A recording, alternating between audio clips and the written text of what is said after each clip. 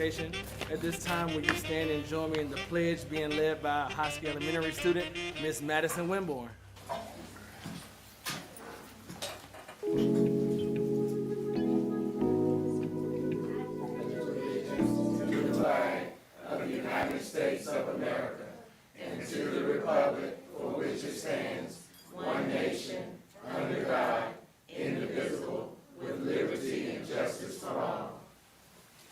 Y'all give Ms. Winborn a hand for coming over here.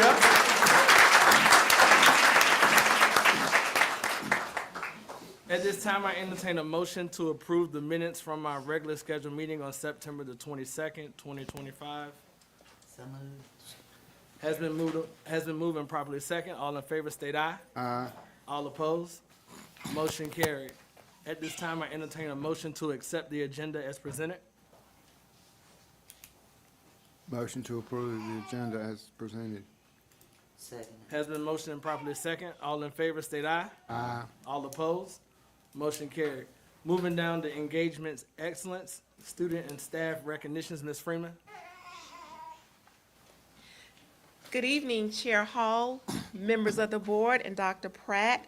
Ahoskie Elementary School students were honored by the North Carolina Department of Public Instruction during the Arts and Education Week for exceptional color wheel lion project, a vivid and creative showcase that brought Sir Isaac Newton's color wheel to life through bright and imaginative colors.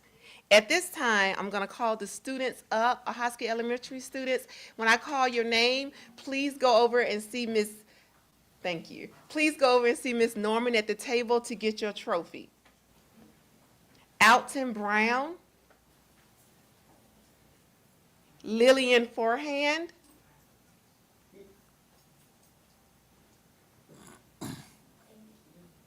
Lillian, come right here for me.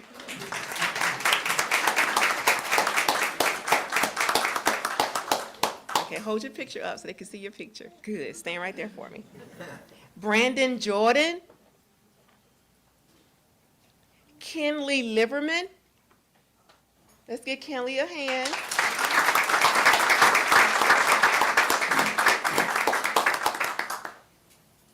Jason Manley, Messiah White, and Madison Winborn.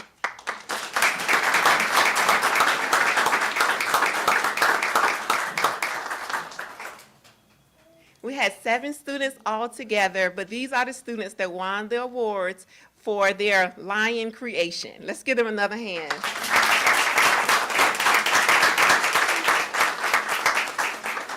Board members, if you would please come forward, Dr. Pratt, for a picture. Ms. Norman, if you would join them, please. Stay off.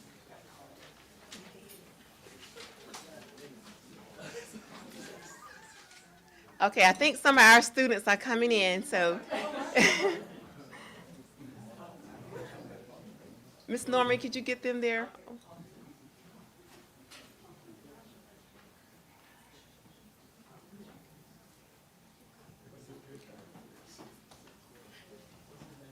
What's his name, Ms. Norman? Alton Brown. Let's give him a hand.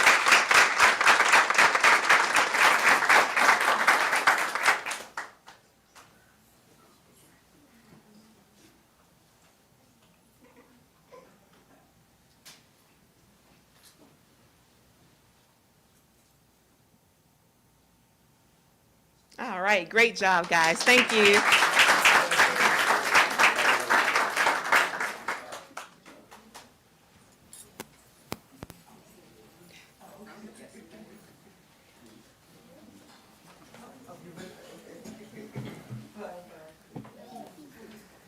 Next, we have Miss Amber Moore. Miss Moore, will you please come forward? Come on, Ms. Moore.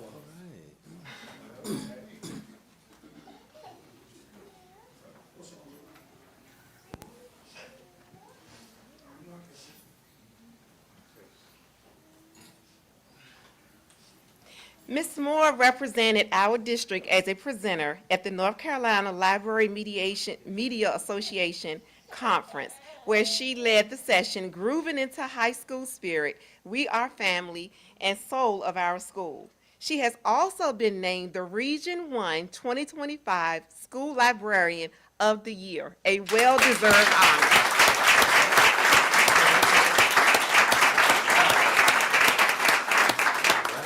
Congratulations, Ms. Moore, and thank you for representing Hertford County Public Schools with excellence. Board members?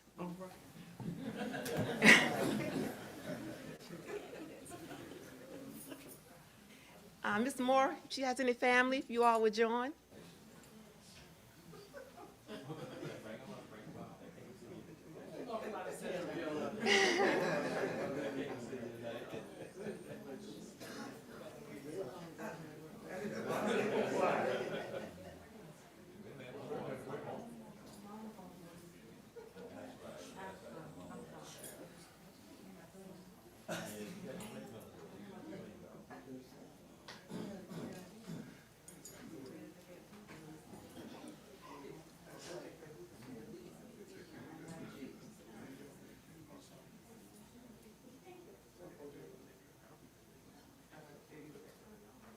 Thank you so much, Ms. Moore. Let's give her another round.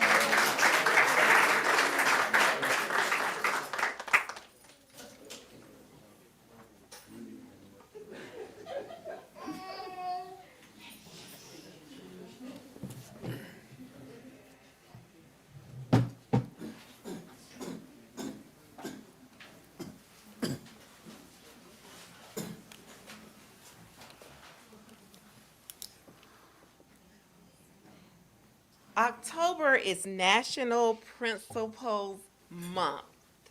On behalf of Hertford County Board of Education and Superintendent Dr. Jesse Pratt, we extend a heartfelt appreciation to our outstanding principals. Your dedication, passion, and leadership play a vital role in shaping the educational experience of our students and cultivating positive, thriving school communities. Every day, our principals inspire teachers, staff, and students to strive to be their best. They navigate challenges with grace and create environments where every student can thrive. Principals, when I call your name, please come forward. First, we have Mrs. Terrell DeLoach, Ahoskie Elementary School. Is Ms. DeLoach in the hallway? No, okay. Next, we have Mr. Stinson, Belfield Primary School.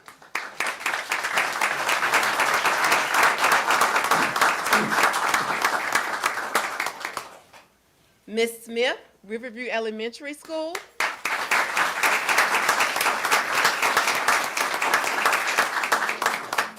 Ms. Riddick, Hertford County Middle School.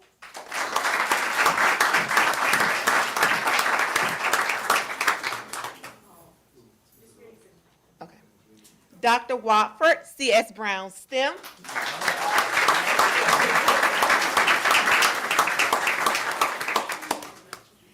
Dr. Robinson, Early College High School.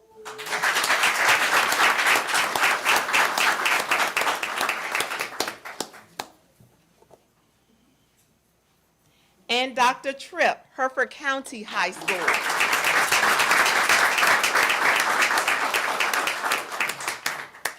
Some big bags. Oh, yeah. Board members, Dr. Pratt. All right. Let's give our principals another hand as they come.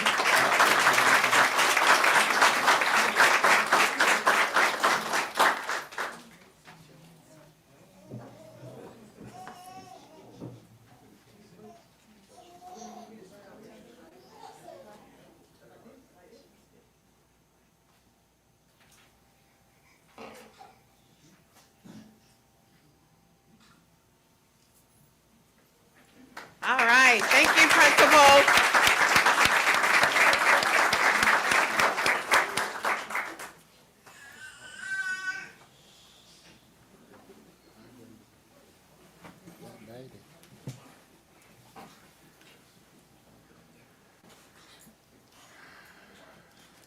Thank you, Ms. Freeman. Next, we'll have introduction of newly hired employees. Ms. Norman. Good evening. evening, Chair Hall, Vice Chair Hall, our board members, and Dr. Pratt. Tonight, I have the pleasure of introducing some of the newest members of our Bear family. When I call your name, please stand.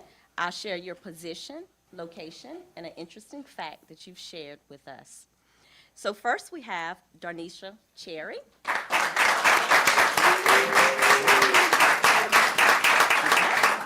Miss Cherry is at BPS. She's a teacher assistant. And what she has to share, she's a mother of 4, multi-talented in baking, event planning, creating DIY, cake decorating, and she has a heart for learning and teaching. Let's give her a hand. We have Miss Chardonnay Archer. Please stand. Miss Archer is at the middle school. She's an EC teacher. She says she loves riding 18-wheelers, driving 18-wheelers. Yeah. Ballet dancing, Dallas Cowboy. All right. What a day, what a day, what a day. And she said, Have one. see, they were liking you at first, see? She said, basically, she's a whole country song in one person. Let's give her a hand.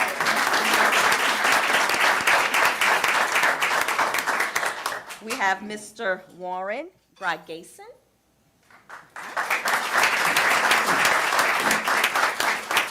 Eighth grade math at Hertford County Middle School. He enjoys coaching individual sports.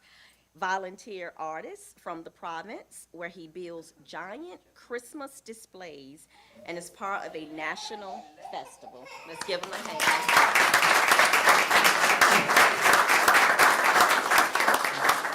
I have 2 more on the list, but I didn't see them come in, but I'm going to say their name because I don't want to miss anyone. Charlotte Bilaus, did she come? Okay. And Nardinia Findley. Okay. I just wanted to make sure I didn't miss them. But thank you all, board members. All right. Will all the new employees please stand one more time so we can see your pretty bright faces so we know who you are?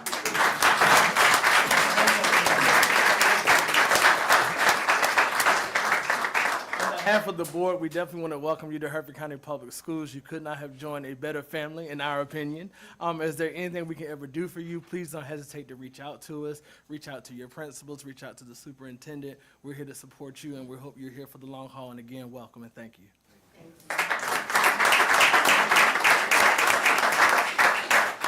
Mr. Chairman, Yes, sir, Vice Chair. I just have to say it. The next time, do you drive Peterbilt? Or the Cummins? So you're Peterbilt? Peterbilt, yes, sir. The next time you were hauling through Dallas, will you stop and unload some talent?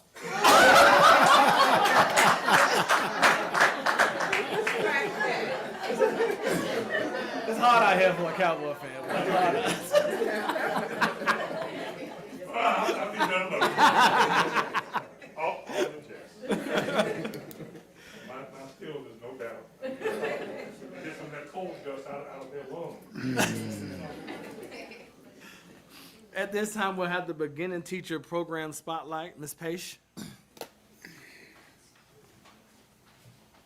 Good evening, Chair Hall, Vice Chair Hall, members of the Hertford County Public School Board, Superintendent Pratt, and respected colleagues and community members. I'm excited to introduce a new recognition program under the New Teacher Support Initiative. This program celebrates and supports beginning teachers, international teachers, and their mentors, all of whom play vital roles in ensuring student success and teacher retention. It's part of our larger commitment to recruiting, developing, and retaining high-quality educators. Everything that we do ties back to our district's mission and vision and core values. The new teacher support program embodies all of these values by guiding teachers as they grow into their craft to impact students socially, emotionally, and academically. One of our district key imperatives is staffing excellence, particularly in retention. Under Objective 2.1, develop staff and support talent. We are enhancing our systems to support our teachers from day one. A major key initiative here is to establish recognition and reward programs that reinforce the culture of appreciation and professional growth. The monthly spotlight is a direct action step toward that goal. Teaching in the early years or in a new cultural context can be challenging. The monthly spotlight program honors those who demonstrate perseverance, creativity, and commitment to their students and their own growth. We are also strengthening mentor recognition because strong mentorship leads to teacher confidence, skill development, and retention. This program will help create a positive, supportive professional learning community across our district. We have a rubric in place to guide our decisions along with nominations from individuals in the program. Our beginning teacher selection is chosen based on being new to the profession and already demonstrating remarkable innovation and dedication. They are building positive classroom environments, engaging students through creative instruction, growing through professional development, and actively contributing to the school's culture. Our international teachers bring rich cultural perspectives that broaden our students' understanding of the world.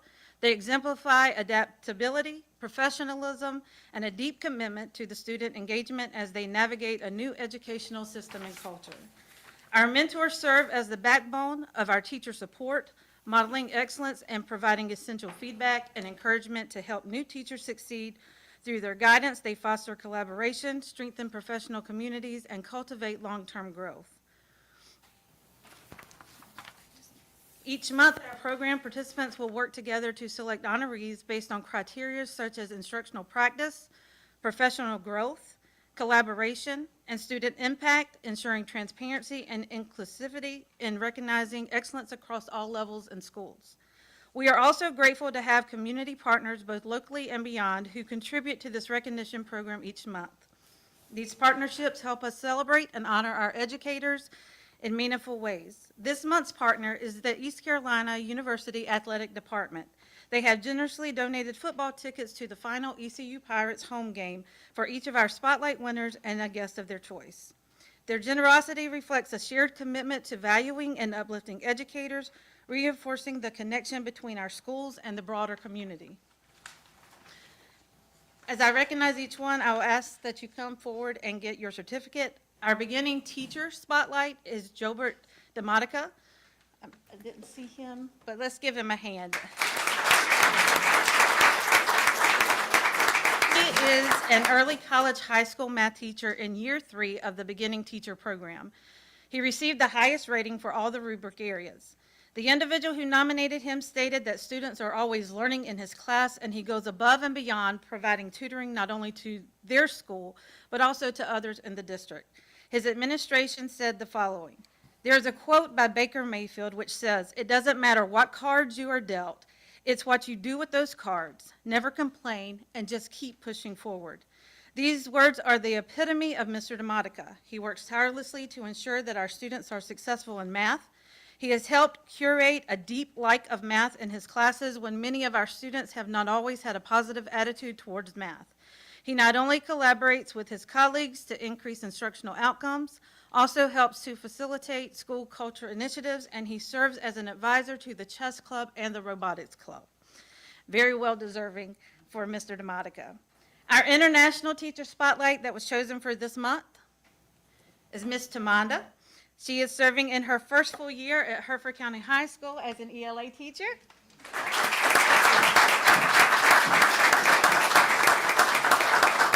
The individual that nominated her stated that Ms. Tamanda deserves to be in the spotlight for her warmth, her expertise, and dedication as a new international teacher. Her friendly and approachable nature creates a welcoming classroom where students feel supported and motivated to learn.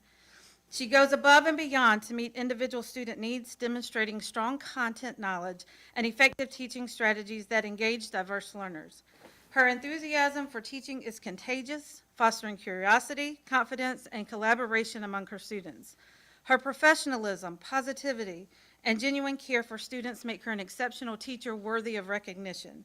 Her administration stated that Ms. Tamanda has also participated in multiple extracurricular activities this school year, and that Ms. Tamanda has done a lot to improve the culture at Hertford County High School. Give her another big hand.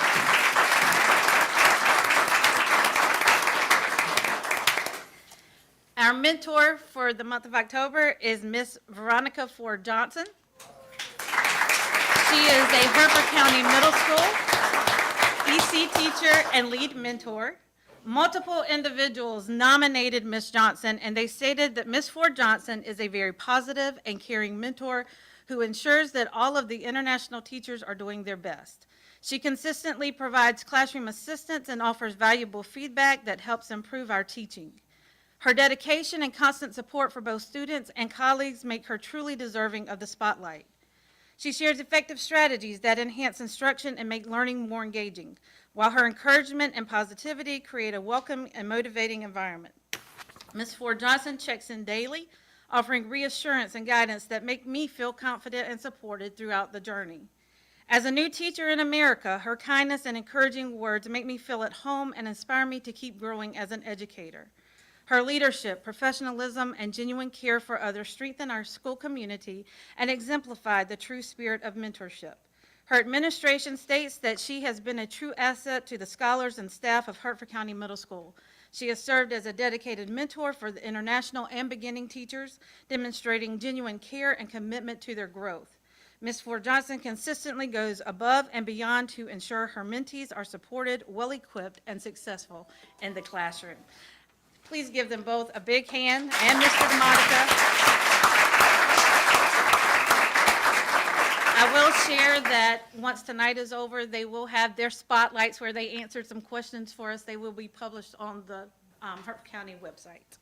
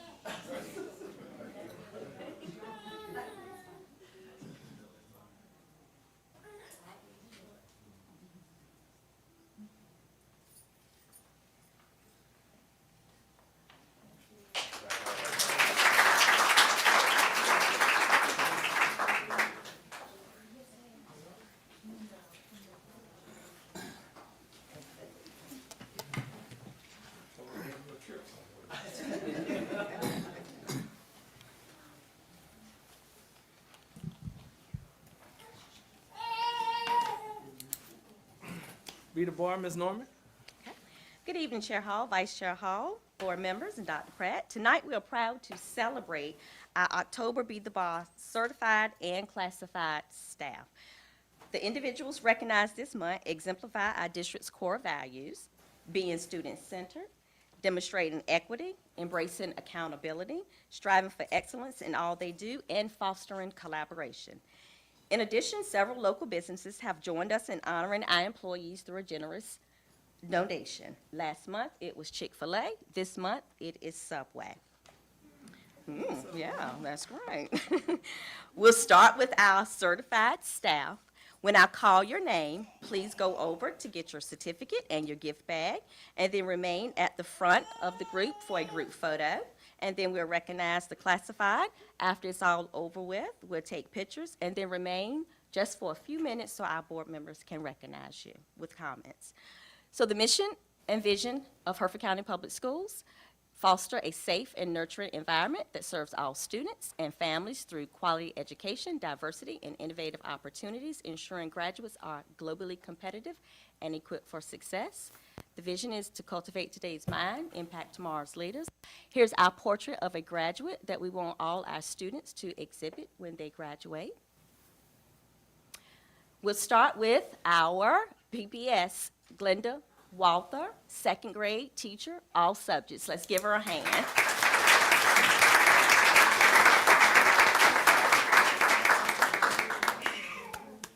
AES, Amber Hurl, 4th and 5th grade PE.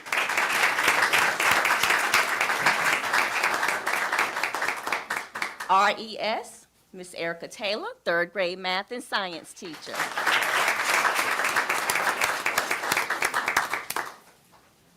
Hertford County Middle School, Janie Hamilton, CTE. Come on down. Janae, excuse me, thank you, Janae. Janae.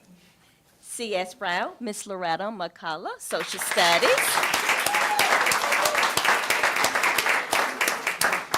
Hertford County Early College, Raquina Vaughn, Science.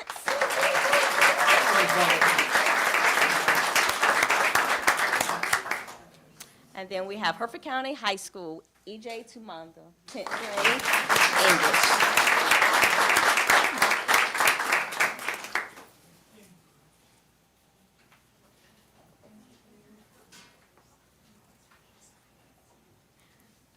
And then we have I will go to our Mr. Dudley, Director of Operations for certified. Come on down.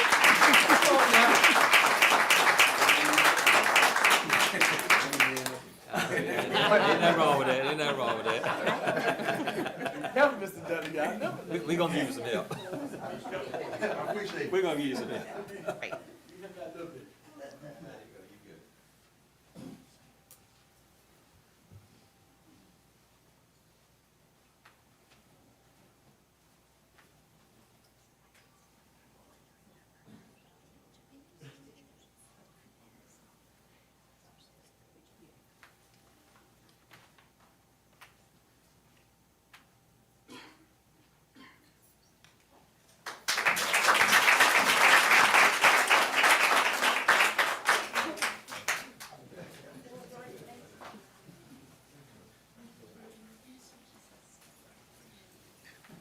This month, our classified staff will be our security officers. So at BPS, we have Mr. Patrick Lee. Is he here? Okay, let's give him a hand clap in his absence. AES, Mr. Lenny Slade. All right. RES, Gilbert Parker. Give him a hand clap, okay. Hertford County Middle School, Mr. David Jones.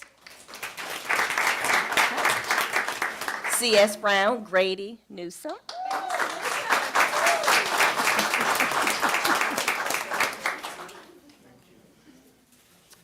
Hertford County Early College, Wallace Jordan.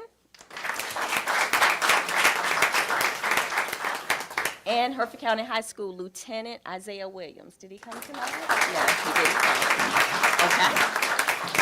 So board members, let's take a picture with our two security officers. Thank you all for all that you do.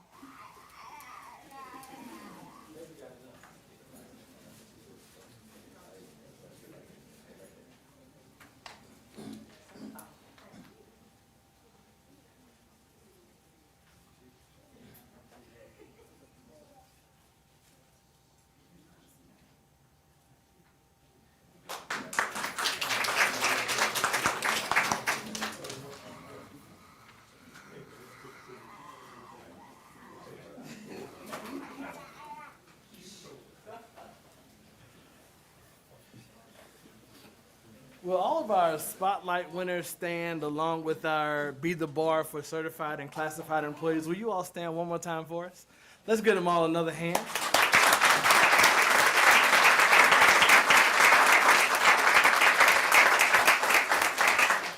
Certainly at a time where working in education is very strenuous and time consuming and it's a heavy lift, we certainly recognize and give you all the honor that it certainly due for you all. And thank you all for each and everything that you do each and every day, things that we know, things that we don't know. But we do know it's a heavy lift and it's a heavy task. But as Vice Chair Hall always said, we're taking care of the most important thing in our lives, which are our students. And for you playing your role on behalf of the board, we just want to say thank you, and thank you. And remember, if there's anything that we can ever do to help support what you're doing in our schools, let your principals know, let the superintendent know, and we're here for you. And again, I just want to say thank you.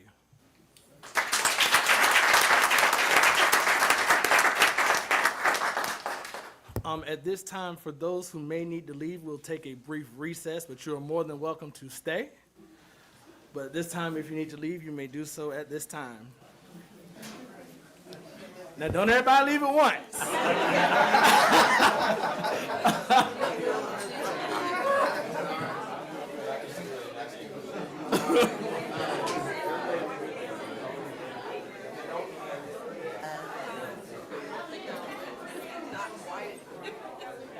That's what you do when you start hiding stuff from yourself.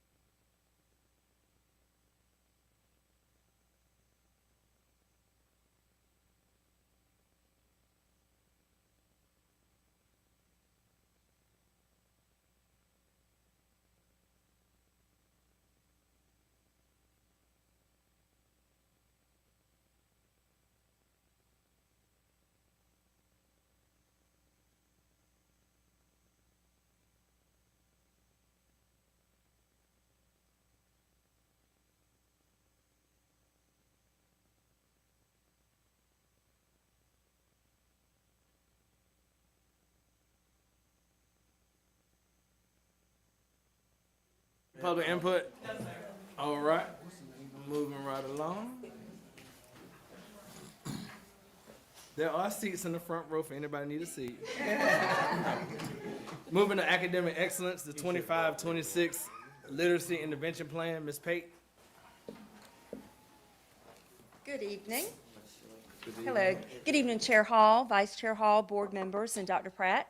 Tonight, it is my pleasure to share with you the HCPS Literacy Intervention Plan for K-3 and our newly added grades 4-5. I'd like to recognize Dr. Horton, our early learning coordinator, for her facilitating the feedback of and rewriting of our current plan. And the purpose of our plan is to ensure that all K-5 classrooms provide consistent, high-quality literacy instruction that meets the needs of every learner and supports the district's mission of academic excellence. Our literacy intervention plan is our roadmap for ensuring every child becomes a confident, capable reader. This plan ensures every student from kindergarten through 5th grade receives focused instruction and intervention to build those strong literacy foundations that align under our school's consistent approach in our mission and our vision. Literacy is the heart of what we do in our mission to provide equity and excellence for every learner. Our work ensures all students K-5 develop essential reading, writing, and thinking skills. As seen in our portrait of a graduate, strong readers become strong thinkers, critical learners, creators, and great communicators. When students master reading and writing, they gain the skills to think critically and communicate effectively. This literacy plan lays the foundation beginning in early literacy and continuing through 5th grade. At the core of our literacy instruction, we have a daily 50-minute ELA block of instruction. Every minute of that 150-minute block matters: explicit, engaging, and evidence-based instruction. Within that 150-minute of ELA block, we have supported explicit instruction using CKLA, Heggerty, and UFLY, and in grades 4 and 5, students in small group interventions to strengthen fluency and comprehension is the focus. Within our data and evaluation system, of course, data drives our decisions. 80% mastery tells us that our instruction is working. We use DIBELS, iReady, and Mastery Connect to guide instruction across our grade levels. Data reviews help identify those needs, and we are happy to share that this year we have expanded the literacy plan to continue in 4th and 5th grade, where students refine those higher level literacy skills. Within our literacy intervention supplemental and intensive instruction, we have targeted, timely, and tailored, the 3 T's, targeted, timely, and tailored intervention that meets students where they are. So interventions are structured by student need with small groups, frequent checks, and short cycles. All grades, including 4 and 5, focus on vocabulary, fluency, comprehension to help close those skill gaps and deepen understanding. We also offer summer reading camps through Read to Achieve. Summer reading growth happens when teachers meet focused support. Not only teachers, but great teachers. We use teachers who have been proven through EVOS with their data that they are going to explicitly teach that summer reading focus. Through these reading camps, we provide additional time for K-5 students to strengthen those foundational skills through letters-trained teachers. They deliver explicit, systematic instruction using Heggerty, UFLY, and CKLA. UFLY is an intervention system, and Heggerty and CKLA are the core. With that, I would like to say thank you for helping us together as we build readers, every child, every classroom, every day. Thank you for your dedication to literacy excellence across all schools, and together we're empowering students to become lifelong readers and critical thinkers. Thank you. Board members, this was for information purposes only. At this time, are there any questions from any board members for Ms. Pate concerning the literacy intervention plan as presented? Mr. Chairman. Yes, sir. If I may. Will you go back to one of the slides that you mentioned? He's going to get it back for us. You mentioned comprehension. Yes, sir. Okay. How is that being addressed? I mean, don't Yeah. sugarcoat it for me. Okay. I just want to know, how is that being addressed? What form? How often? I mean, Okay. In our K-3 classroom, it looks a little bit different than it does in our 4-5 classrooms, okay? With our curriculum, our core, we offer a part of that 150-minute block of comprehension every single day. doing what? Doing independent reading with the student, the teacher sitting with students and talking about what they're reading, questioning through what they're reading, and then also some written assignments according to what they have read. So it can be mastery-based according to if it's a short passage, the teacher can give them a sentence or a stem and have them answer a question.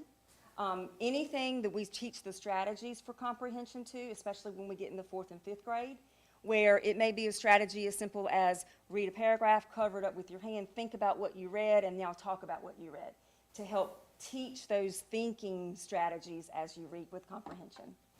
How often is that evaluated? Every day, believe it or not, every day it's informal. Teachers take notes, teachers talk to students.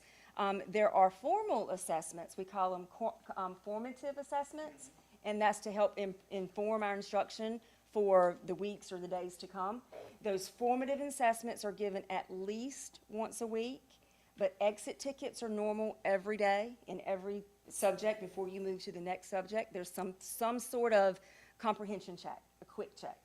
But formative comprehension checks are done at least once a week where the students are writing or answering questions. And that's for all of our literacy. Yes, sir. And even in science and social studies, we have those comprehension checks. When you're in a small group Yes, sir. structure, I'm going back to comprehension now. Yes. Staying on that. Uh-huh. I guess if I walk in a classroom during this 90-minute block, Right. would I be able to see evidence of comprehension being stressed, or is that a multifaceted inclusion with other? It's a combination. I think you would see it, but you have to know what you're looking for. Right. You do see explicit teaching of comprehension as well, with the understanding the teachers do think alouds, and they show the students how to read and how to think about the reading as they go out loud. So you may see some explicit teaching that way, but you also may see some embedded contextual things that if you don't know what you're looking at, you might not recognize it. But we're building it. Comprehension is huge. And my comprehension might not be the same as yours or the same pace, so it is individualized in each You just classroom. answered my next question. I was gonna, there are some who really don't need Right, it at that level. And then there are other students who, because of environments, whatever, right, mhm, need a whole bunch of it. right. And that's and that's my concern, as a board member, as a citizen, as an educator. Right. Are these kids, do we know who these kids are? We do know who these kids So are. we know who they are. We are learning more and more every day about who these kids are and what they need, what their deficiencies are, what their strengths are, and we're trying to tailor our individual instruction to meet those individual needs. And that is key. It is. You're right on target when you identify them, knowing that the gaps That's right. that do exist. Now, did I see that phonics? It is. Did I see that's no longer, No, it is in there. It no, I'm going to, okay, go it ahead. is. The top one It's in includes there. phonemic awareness, Yeah, I saw it. phonics. It's there. Is that beyond the third grade?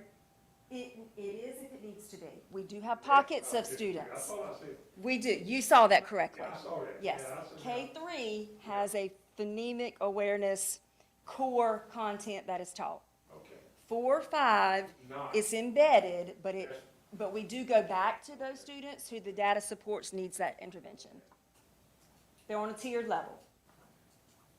We're trying, we're working very hard to to meet the needs of our students by tiering them, and you'll see the third bullet, with the instruction, the gradual release, and small groups by tier. T1 is weekly, T2 is 3 times a week, T3 is daily. Those are students are in those tiers. The letters within itself is not focused on phonics that much. Not necessarily. That's the science of reading. That's the That's science of right. reading. That's Here right. we go again. That's right. I think you know where That's right. But we've got Haggerty. We pulled Haggerty in, okay. and Haggerty, Who Mr. Haggerty is. Tell them about Haggerty. What is Haggerty is the phonemic awareness piece. It's letters, sounds, associations. It's teaching the way words are put together and what sounds they make to form words. So that's the phonemic awareness piece.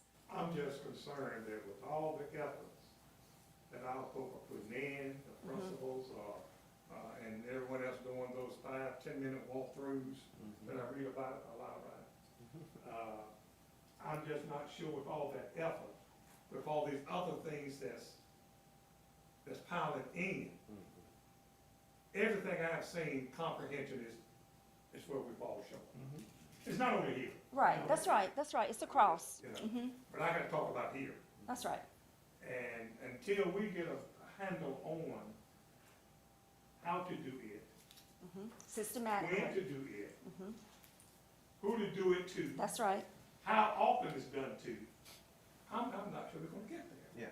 That's, you know, and I recognize, Dr. Pratt, your, and our concern about absenteeism. Right. With Right. kids showing up, appropriately ready, Right, time frame, but we don't have any control over that. right. And you'll notice here, excuse me for interrupting, on the daily 150-minute ELA block does not start before 8:45 in the K-3 because some students are still coming in. So we want to make sure that we get everybody, so we don't start that core curriculum until 8:45 when we know everybody's in place. And you know, Lord, I got so much on to say. I don't want to hold it up to tonight. I'm really concerned about it. And We understand. as I feel better in walking, I'm coming in that class. I'm gonna see it. We for want you to. myself. We want you to. And talk to the principals. Oh, The yeah. principals are gonna know these Yeah. students' names. They can tell you who to go in there and see. They will know names. It's just the idea of what can we do to enhance the job that's being done. That's right. That's all. That's, you know, and And that's all this- I'm asking. You know. But I'm gonna say again, if comprehension is not the focus of, I'm not sure we're gonna meet that goal, Dr. Pratt. That's right. Set for us. And I'm a big believer in phonics. I'm a big believer. Yeah, I agree. You can hear something, but sometimes I don't know what I'm hearing That's, because of. that's right. Okay, let me shut up. Thank you, thank you. No, that's great. Any more questions? I'm I happy. think we're also focused on the comprehension as well. Last school year and this school year, we started testing our second graders around reading comprehension. So going into third grade, our elementary schools have a lot of data on our students coming from second grade to third grade. We give them a benchmark, we have the data, we know where kids are weak in. It's just the follow through, the small groups, what we really need to do to touch that kid to make sure that kid's got the skill set that they need to be We did some successful. benchmarks last week. We did. We did benchmarking last week. And, That data been analyzed, that data been discussed. I mean, I know it was last week, maybe up till Friday. so we, the high school has their data back already. The elementary and the middle school is processing that. So Mr. Simpson, if you want to come up and talk about your data, and one of the high school principals, if you want to come up and talk about your data as well and what you're doing with teachers around your data from benchmarks. Harry, do I need to call on one of the high school principals or you want to volunteer? All right.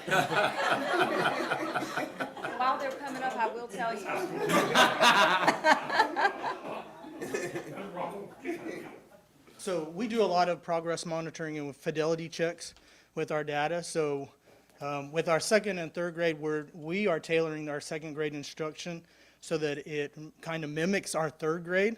And so with our CFAs and our benchmarks, they are getting ready and they're prepared for that third grade test that they're going to be taking. So we work on a lot of stamina. We work on going through the specifics and showing them exactly how they do it, like when we do our Read to Achieve tests and all of that. But we check all that data every week. So we do progress, like fidelity checks with them to make sure that they're doing those things that they need to in order to be set. And a CFA is a common formative Formative assessment. assessment. And so we're tailoring those, especially with second grade to our third grade, so that they're used to those, so that when they hit the third grade, there's not a gap in between those second and third graders, that the second just kind of flows right into third grade, and they're seeing kind of the same things and getting used to that before they hit third grade. Let me ask you a question. Sure. Sir. In working with those children, Mm-hmm. those precious children, would it be helpful if you had additional teacher assistant support in those identified classrooms that I'm talking about? Sure, well, I mean, any additional support is great. I mean, Sure, that's not answering my question. okay, yes. Yes, so, Would it be yes. more helpful, no, not more, but helpful, if we had the ability to put some additional teacher assistants in those identified classrooms? So I'm still gonna say yes. with that and being able to train those teacher assistants to know exactly what they're supposed to teach. Because if they don't have the professional development, it's just an extra body. That's right. That's why we're doing it. That's right. I can assure you, but that is one of the goals at the state level now. And we're going back to that. I mean, it's, the program that we have showcased. When you put it all together, that component That's right. is involved in it. But I don't, it's not everywhere, 'cause it is expensive. It is. I recognize it. And it's making sure that you use them effectively. So, I mean, when we're looking at small group instruction and doing that, we're making sure that we put those people in the right places for those students. Because for us, we've identified those that we call bubble kids. So the kids that are, right there on the edge. Yeah, so that we can work with them, get them those foundations that we need to push them up, so then we can pull up our next row of students in order And to you get know who them. these bubble kids are. I do. You do. That's my So job. there's no excuse for no bubble kids there. That's right. Issues not being addressed. Well, and the kids know where they're at. So the goal is for the kids to know where they're at also. I think our educators need to know. Well, Where they're at. they do. But the kids need to know too, because as we're pushing them along, they need to also be able to say, look, I'm close to this goal, and have them take a little bit of accountability. So, Okay. We need to provide the kids, whether they know it or not, the appropriate instruction to help them succeed in life. Whether they know it or not. We know it. And hopefully we'll be providing those things, Dr. Pratt, that I talked about with you before. This is no secret. That's right. We have not talked about this before. It's heartbreaking to hear and see some kids. You know where I see them at. Yeah. You know, I ain't gonna go into it. Yeah, You know, I got you. But, thank you. You're welcome. I appreciate it. And someone asked about me, about us going out. Well, you're gonna see me between now and the end of the school year, which I have not been out, but it's serious. When I read those letters, it was heartbreaking. It was heartbreaking. And I don't plan on sitting back and not saying something about it. And what can we do to help? Not saying something. That's right. But what can we do as a board to help here? Do we need to go back to the funding fathers across the street and ask for some additional resources for 2 or 3 The teacher assistants. teacher assistants? I mean, I'm willing to do it. I have no problem. Your father tells me to shut up. I know that. My wife tells me to shut up. They don't make no difference. If she's not successful with me, I know nobody else is gonna be. It's just a productive struggle. That's what we call it with the kids, the productive struggle. Yeah. That's a good way of putting it. Thank you. Good evening. And we definitely welcome you to come into those classrooms so you can see the great things that are happening. At the secondary level, we also make sure that students have those formative assessments. So every week they're getting those 10 questions so we can go back and see what skills or what standards they mastered, what standards they need to work on. Specifically at CS Brown, we have a daily intervention block. So we make sure that remediation, we hit those remediation skills during that daily remediation block. We only tested Math 3. However, as soon as we get those results, we print them out, we go into our PLCs, we highlight it. We have students placed in 3 groups. Every staff member at my school knows who's in group 1, who's in group 2, who's in group 3, and why they're there. They're color-coded, they're highlighted on this sheet. We all go through it. All right, what type of interventions are we going to provide for our students who seem to be mastering these skills? All right, what are we going to do for our students who are still struggling? So we go through, we own this data. It's not just my math teacher. I have one math teacher, but we all go through as a staff and we own this data and we make corrective plans to make sure we address those standards that students were weak in. How often are you in the classrooms in a day, in a week, in a day? Every day. How often? Every day. I'm going into classrooms every day. If nothing else, students know I'm coming in. They know I'm coming in. Sometimes I may ask them some questions. Sometimes I may just take notes, but they know. They're going to see me every day. What are you looking for when you walk in that classroom? depending on what we addressed in the PLC the week before, it might be that I'm going in to look for student engagement. Are students engaged or they just compliant? It may be that I'm looking for how or to think of questions. Are you asking students questions that require them to think critically to answer? So it depends on the topics that we discuss in our PLCs, like these are the things that we need to be working at CS Brown. So they know after we meet about it, after we discuss it, I'm gonna give you some strategies, we're gonna work together. Now I'm gonna come back to see, are we doing the things that we talked about, we discussed? So you're not teaching kids what to think, you're teaching them how to think? We definitely how to think. I need you to That's be, what you're doing. I need you to be able to think critically inside of my building, but I also need you to be able to think critically when you outside of my building. I'm gonna repeat, we're not teaching kids That's right. what to think. We're teaching them how to think. Absolutely. And maybe that's a better way of saying it, Dr. Pratt, when it comes to comprehension. Right.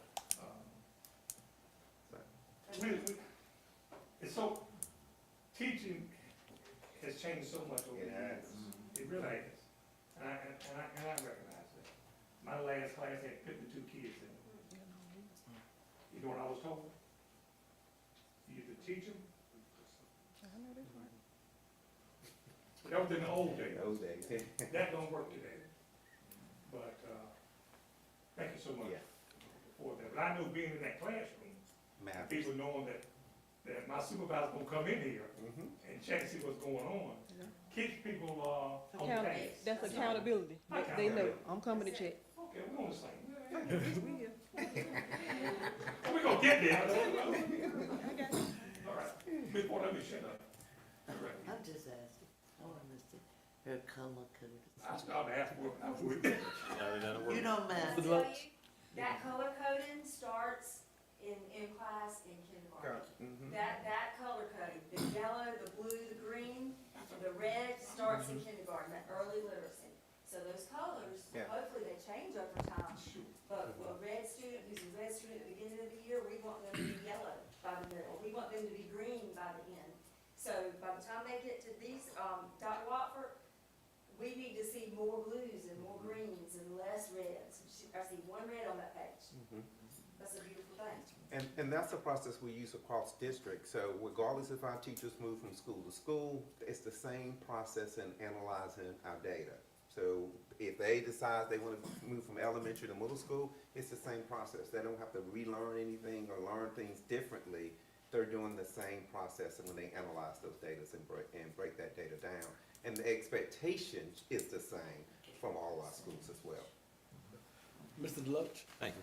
First of all, I want to say to our principals, I certainly appreciate that discussion. It lets me know that you all are using your data and using it wisely. If you're not using your data and not understanding it and not sharing it with the teachers, you're not doing anything at all. I also think that you do need to share it with students. I think that's a area that we need to look at.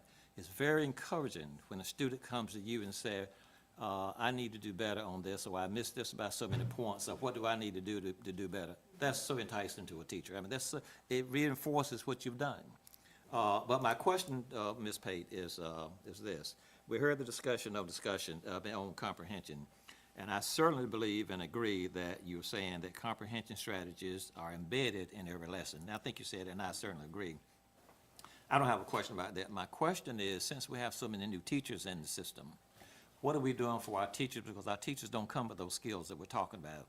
What are we doing for those new teachers to make sure they understand those strategies in trying to figure out where the kids are in terms of comprehension, helping them with that particular issue? Certainly, great question. We have a process. Before the teachers even get to a classroom, we have a teacher orientation day with the curriculum and instruction department. We show them the critical aspects of where to find their resources, what to do with certain data points and resources. But further than that, we give them professional learning on the individual frame of learning that we use. We use a professional, the PTAR, Right. Planning, Teach, Assess, Reflect. That's our teaching and learning framework. We teach them that. So we After we teach them that, we go observe them and help them work through it. We assign them a mentor teacher who works with them and helps them. They also have PLCs, and each individual school will host a PLC day and help their new teachers with planning and lessons and, you know, what they may need. We have data PLCs where when we get this data, what do you do with it? Like, we have to know, we have very quick turnaround. So we try to equip our new teachers with everything that we can to make them successful and then build onto it. Is there a need for returning teachers to get a second dose? Absolutely. Okay. Absolutely, yes. And as they are in that PLC, we do lean on some of our Comes out then. veteran teachers Okay. to be more of a leader. So we've empowered our multi-classroom leaders and our coaches in the building to actually lead those PLCs. In our MCL department, in our C&I department, what we do is we train the trainer, so to speak, and we empower those leaders to go back to their building and to do what we've done with them in a broader span, Okay, thank you. with all teachers. It's important, you It know, is. to make sure we get everybody on the track, you know. That's right. And we can't leave anybody off the track, so I appreciate that, thank you. You're welcome. And we're also trying to differentiate that professional learning. When we have our district learning days, professional learning days, we give them an opportunity to choose which professional learning they feel like they need. Right. With the help of some principals, you know, saying this is where you need to go, you know. But we do offer different professional learning opportunities, Good. hopefully tailored to them, and they can get that accountability. Thank you. You're welcome. Thank you. And we're trying to get some dialogue now more and more with our higher institutions of learning in the state of North Carolina as to those who still turn out teachers, that they need to do more in preparing the, see what we're doing, when they get to us, we're retraining them. Yes. And they have spent 3.5 years at John Jones University That's right. of Excellence. And come find out that that's not what the teacher who comes from your school, we need it. And that takes too much time It does. to go back and, you know, but it has to be done. But when you're talking about trying to crack a nut, I'm gonna tell you right now, they are tough. They are. Believe me, they don't do changing nothing when it comes to teacher preparation. Because for whatever reason, we know it or whatever. I knew a little more than I knew, but I knew when they get out here, we end up having to retrain them. They finally started using letters. Right. as a part. That's They finally exactly. have agreed to do that. But there was a pushback on that Yeah. at one point in time. But I But that think, needs to be done at the college level. Absolutely. Who you telling, right? I'll tell them next week. I know. Next week. That's right. Same thing again. Exactly. But it's difficult now. It's difficult. Still, some of our higher ed people, that you need to change how you are training teachers or putting teachers out here. Because this is not the environment. That's right. This is practical. This is The really, environment you are creating is not out there that's right. when they get there. But we have to do all that we can to help. That's right. them. So we try so much to support them. Right. But we have more veteran teachers than we do new teachers. I think Dennis touched on that.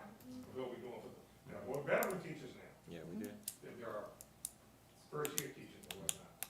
Then we have, people coming into the system that didn't major in education. That's right. Right. So we have to train those. That's right. And that's quite a, It is.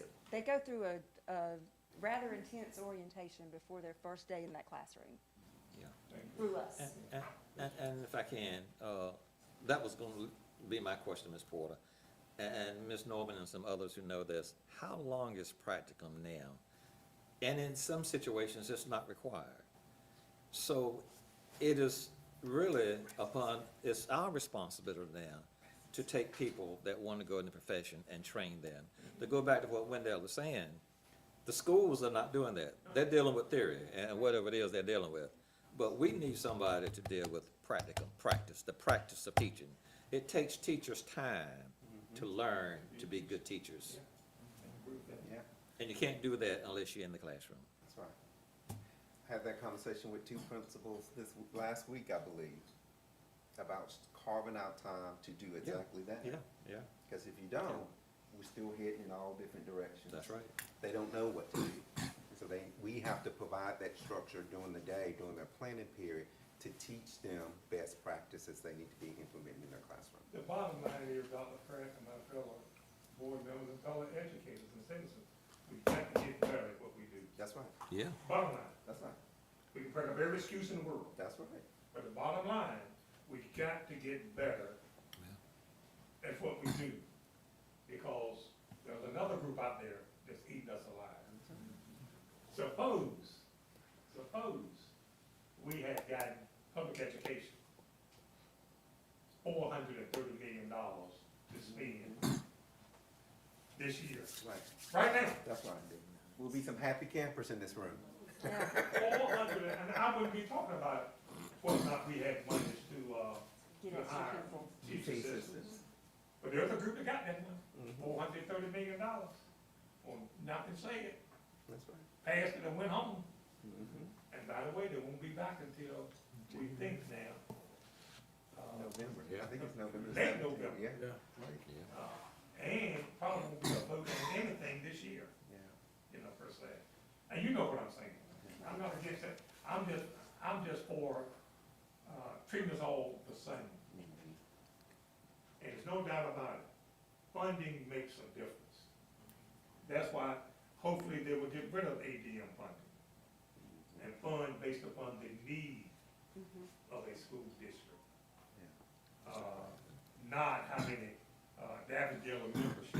That's right. And that's what's killing us too. But, let me shut up. We can go on and on. I look forward to discussion in the future. And I'm not gonna talk with this company. I'm gonna tell y'all right now. We don't It's even, gonna be every time you see me, I want to know, where are we? How are we doing? How are we assessing? And those bubble kids you were talking about, how they going? Oh, don't you worry. I appreciate all. I've been in your place, but you were busy.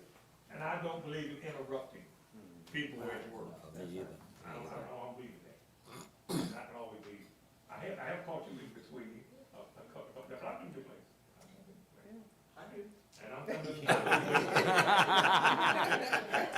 I was in the classroom, I knew when the superintendent bothered me. All of us knew when he hit the boot. Yeah, we did. But let it be known, not there trying to get anybody in trouble, because I know what that classroom looks like. That's right. I still walk by my house some days, and I wonder, why aren't you in school? And I know that when they show up that next day, they are. It takes a day to calm them back down. Oh, yeah. The next day, you might be able to get into this thing we call public education. But I'm gonna get back to it. Our legislators need to know how important it is to fund appropriately for every child. As you well know, there's a task force that's been put together to study this ABC rankings. That we need to look at what it says, what it is, and what it's doing. Morale-wise. I met some teachers Saturday, they reported at the homegoing service, who's teaching in another state, making $20,000 more, $15,000 more than what we were making, they were making here. Left us. And they were smiling, they were slaying. But, they were smiling, but, we're gonna get there, but let your legislators know that. And I feel for our EC departments now.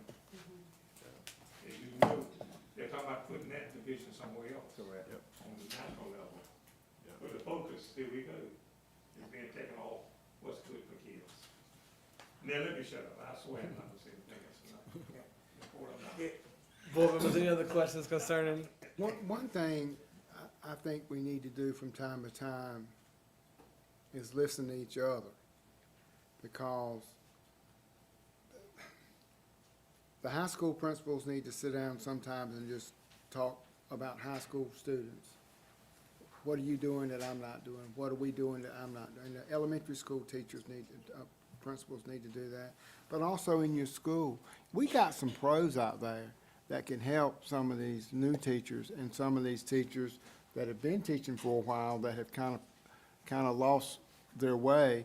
But we have some people that can help our own people within our system that won't cost us a fortune because they're pros. They have been, and they take pride in what they do. I'm not saying people don't take pride in what they do, but, you know, if you're gonna dig a ditch, it's a whole lot easier to do it with a ditch witch than it is a shovel. So, you know, let's find the folks that have the ditch witch and let them help the ones that are using the shovel, because everybody's willing to help.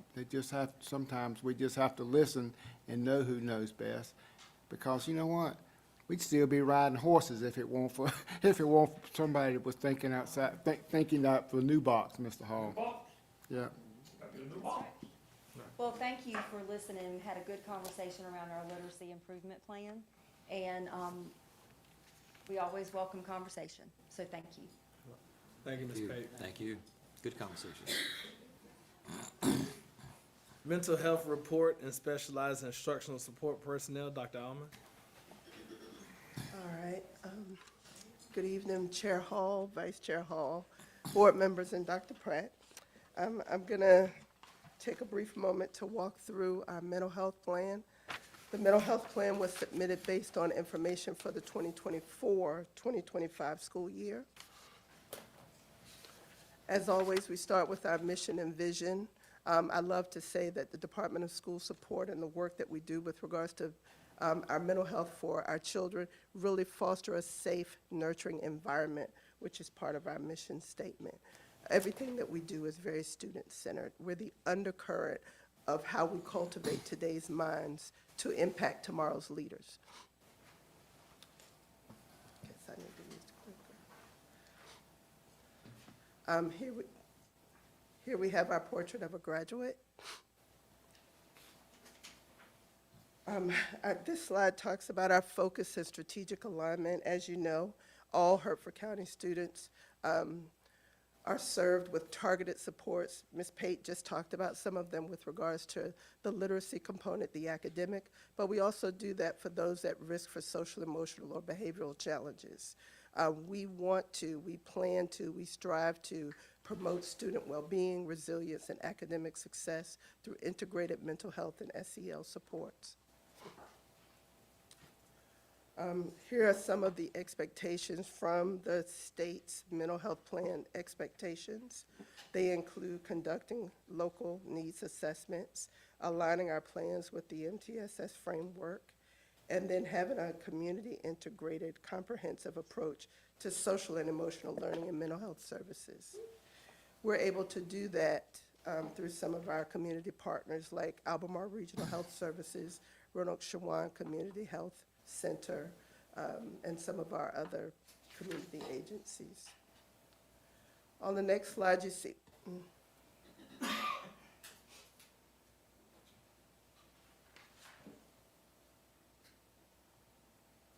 Here's some of the data sources that we use to get this type of information and what our expected outcomes are. And this is a slide that I thought I was missing. Here's a summary of instances that our school support staff had with regards to different cases, interventions, referrals, across the board, across several areas, and with our special populations for last school year. Are those duplicate accounts or unduplicate? Sometimes, yes. Sometimes, yes. You may have multiple, some students repeating in some of those counts. Yes, sir. And looking at that data from last school year, you see some of our needs and priorities for the current school year. Our goal as a district is to achieve full MTSS implementation with fidelity across all schools. We do want to require consistent SEL curriculum usage with our positive action curriculum. We invested in the resource. We want to use the resource. to formalize a reentry protocol for students following acute or residential mental health treatment, to reestablish our local school health advisory council. We participate in the regional SHAC. We met once last year as a SHAC, but we will be reestablishing our Hertford County SHAC this year, and then having our ongoing professional development, especially with regards to our trauma-informed practices and suicide prevention. Our adult SEL aligns with our strategic plan as far as our adult wellness is concerned. And of course, we always love to expand our community partnerships to increase access to mental health services. And that wraps up the mental health plan presentation. Questions or comments? Board members, this was information purposes only as well. Are there any questions at this time for Dr. Allman concerning the mental health plan? Yeah, Chair. Mrs. Deloach? Dr. Allman, I'm looking at the data that you gave us for last year, the intervention data. Yes. Looking at the number of cases and the number of interventions, and I heard you say that we generally get some support from outside agencies. Have we gotten any additional dollars at all to help us in this area? Because when you talk about mental health, you have to talk about the dollars. We do receive some money from the state, especially with regards to the gaggle therapy and gaggle safety. Okay. Outside of that, I'm not sure. Not about anything else. Our community partners actually, go ahead, Dr.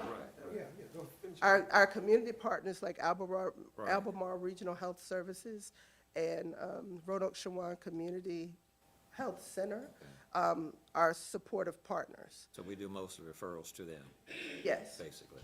yes. But we don't have any, do we have any programs within the schools that we fund? So we, not besides the SEL, but Dr. Allman did create, we're waiting on that safety grant to come out, and I think you Yes. have a component in that safety grant up to, do you remember the amount? Maybe For what I submitted up to 350? up to $350,000. Yes. And Dr. Allman has laid out that grant for us, so when it gets ready to be released, if they approve a budget, I guess, I don't know. Right. She has a comprehensive plan that she would like to implement with training But we can around do it to something. help with some of Okay. those dollars as well. I just Yes. wanted to know that, because, you know, we know that mental health is an issue, and, you know, I'm looking at the data here, and we have quite a few interventions and quite a few cases, and I'm saying, I'm hoping we have some funds somewhere, some services somewhere to help our children. That's why we're very thankful to our partners who are not only Yeah. providing the medical support when needed, if it's something that's beyond what the school nurse is able to do, the Right. behavioral support for students. So that's why we're very happy with our partners with Albemarle Regional Health Right. Center and Roanoke Shawan Community Health Center. Thank you, ma'am. Any other questions, board members? I have a comment. Mr. Shields? We need to spend some time every day, I know we talk about reading and all that stuff, we need to spend some time every day on conflict resolution. We need to teach these children, when they get in an issue, what to do to get out of it. And I was shocked one day when Julie came home from school today and she had a student said that, my mama told me to hit him back. Oh, yeah. Well, I know that's done, but we need to teach children what to do if they do have an issue. And start them out young, and maybe we won't have some of this stuff that's going on in our community today if they know how to get it, it's okay to get mad, you know, that's human nature. Heck, Jesus got mad and threw the money changers off the church steps. It's okay. We're all human, and we all get angry, but we need to know how to handle that anger and what to do to get out of it. And I just hope we spend some time every day, and I know we do, but, I mean, we just need to spend, it needs to be at home, it needs to be at work, it needs to be at the church. Church can't do it all. It takes all of us to get beyond, I mean, to help with mental health, because that's a huge thing, you know. And kids are going through so much, especially when they get around the middle school. I mean, you know, they got a bunch of stuff going on, and so I just hope we spend some time talking to children, or if you do get mad, it's okay, and this is what you do, and, you know, if you can't handle it if Dr. Pratt and I get mad at each other and we can't handle it, we're gonna get Eddie over here to sit down with us and let's talk it out, you know, because and that's what we need to teach children how to do, I think. We're allowing our data to drive our decisions as well. We're meeting with the senior team weekly, reviewing the attendance, behavior, and climate data. Then we're meeting with principals to talk about their individual schools' data. The school support staff, especially the school counselors, are charged with looking at some of this data, pushing into classrooms and meeting with students. And our R3 coaches are actually receiving training as well to address conflict resolution or conflict management. We're a work in progress, but we're working on those areas. Thank you. I believe, David and board members, today, that we allow counselors to do what they was trained to do, Versus look at numbers.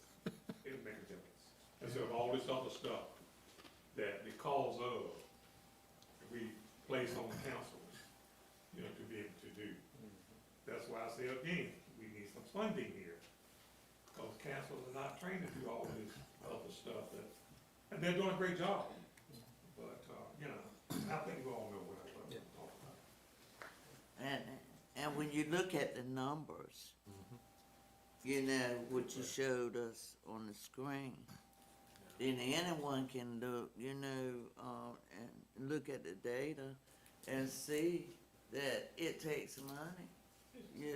Mental health is just as important, more important. You have to know how to function. And I'm sure that you all are doing your character ed and whatever. And I'm glad that you mentioned that so that, you know, people looking will know that you're working on things. But the numbers are increasing so much that you have to constantly work to keep up with, you know, what's going on. But we need funding in order to do that. What was that program with law enforcement one time? Was it DARE? You talking Teen about DARE Court. or Teen Teen Court. Court? Teen Corps. Teen Corps. Dare. Dare. There, and Dare that's program. right, that's right. You used to handle a lot of that. I mean, it's gotten so now, you can't even go to a homecoming No. and not, and feel as though you're going to not be able to leave there the way in which you arrived on campus. That's getting to be, I mean, that's bad code. That's bad. The people just like, David, you were saying, don't know how to handle conflict. The way to handle conflict, in some people's minds, is to do harm, bodily harm to you. They're not gonna do it. And it starts at elementary. And it starts there. They see it every night in the neighborhoods. And my gracious, media, mass media. I mean, on TV, it's just On TV, every day And is, those games that they Yeah. play, yeah. it's scary to me. Yeah. And how an AI, not A1. Yes, I see it. But A1, I got to throw away. That's right. But AI is it's changing everything. And can you imagine what it's gonna look like in the future? But anyway, I'm gonna leave that one, that's a whole nother topic. This AI business and the graphics and how it can, they can take my face and put on a movie star. Just like Smokey Robinson. Smokey Robinson. Oh, somebody. That's amazing. Any other questions or comments of Dr. Allman? Yeah, Mrs. Love? just a comment, I guess. Years and years ago, oh yeah, that's me. Years and years ago. Ducking, Dennis, I was ducking.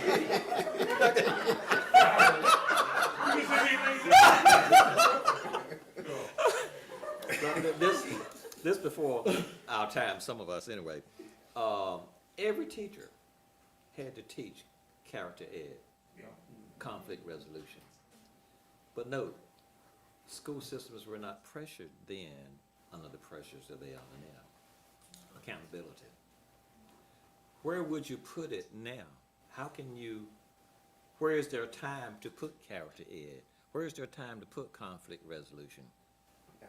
I don't know. I don't know. Yeah, so, Ms. Riddick, you want to talk about it? You want Ms. Dr. Almond to talk about it?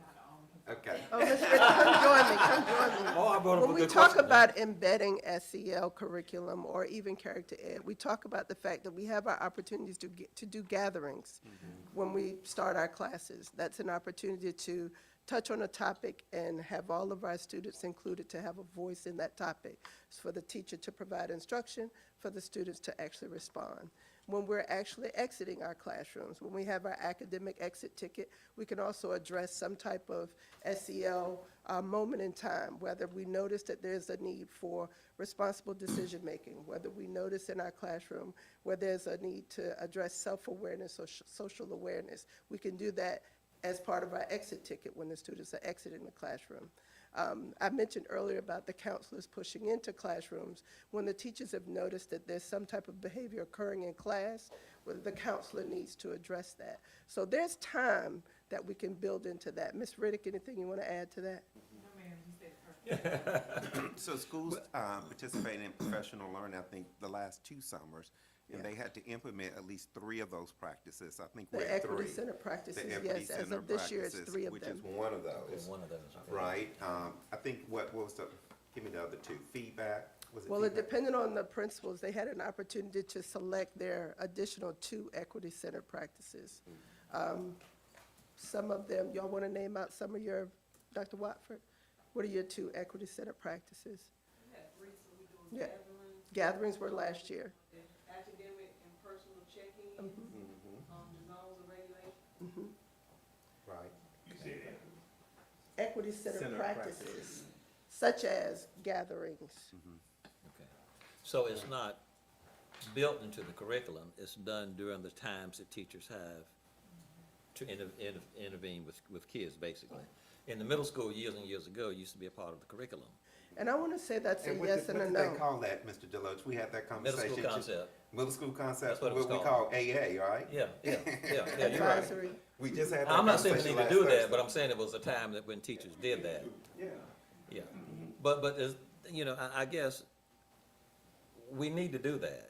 And I don't know how many, you know, and how effective it is in trying to do it during those times when kids are moving or getting ready to move or gather or whatever, or walking down the halls or what, I don't know. But that needs to be done at some point, somehow. Yeah. If it's not done, what's gonna happen is you're not gonna be able to go to Walmart. That's right. That's right. Yeah. That's what's gonna happen. And if we don't, we've lost something in our general society. I don't know whether it's coming from the leadership or where it's coming from, but it's, I'm not talking about you, Dr. Pratt, but I'm talking about elected officials are not being kind to one another, and we need to be. I mean, you know, that's, I'm not as old as some people on this board, but I do remember. Some of us. But I don't want to catch any of y'all. I want y'all to stay right, you know, but I guess what I'm saying is, you know, nobody disagreed with each other more than Howard Baker and Everett Dirksen, the guy from North Carolina. During Watergate, I mean, they fought like cats and dogs, but you know what, when they got through with today, they talked it out and they got along, but you've got to do that, and that's what we're not teaching people. But you know, somewhere though, that is this thing about character education and leadership skills. And I'm gonna bring this one up. Have you seen the high school's tape that's running on Channel 19? This thing about this guy Trip, Oh, yeah. Trip this and Yeah. Tip this and that. The young man who is doing all, somebody's walking down the hall. And this young man, his coat on the back of his shirt. It is. It looks like it. You know, and well, apparently he's I don't know what he is, but I'm in the back. He was telling the kid, no hoods, no hats. Then he walks in this classroom. That's the character we're talking about. Right. Now, where did that young man get it from? I don't know. But they are bent on his trip kick. And